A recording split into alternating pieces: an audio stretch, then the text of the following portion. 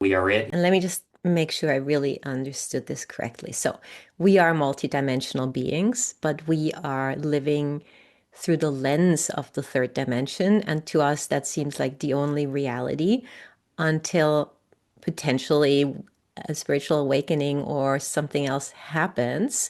And then we start becoming aware of other dimensions.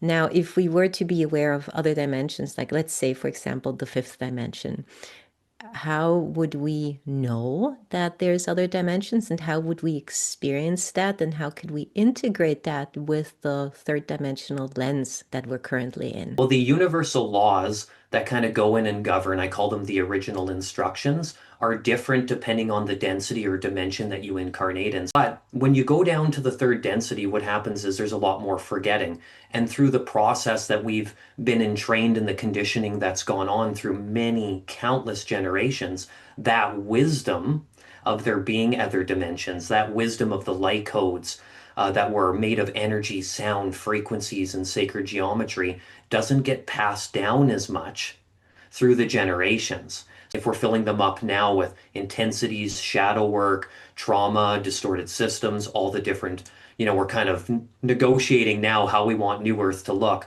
But when we feed that into the system for, no less, the issues that we've been on Earth have been going on for at least 25,000 years.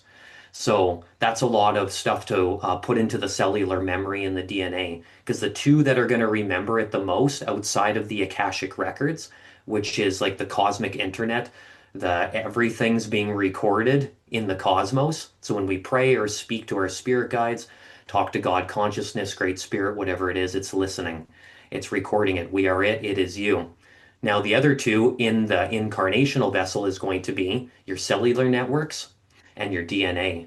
So when you pass that information and encode it through speaking words, tones, education, how we nurture our children, they carry that with them. And then they pass that along to the new ones that are birthed as well too. And it just becomes a beautiful, like I said, infinity symbol. And it's just feeding itself all of that wisdom constantly. And then it doesn't disappear.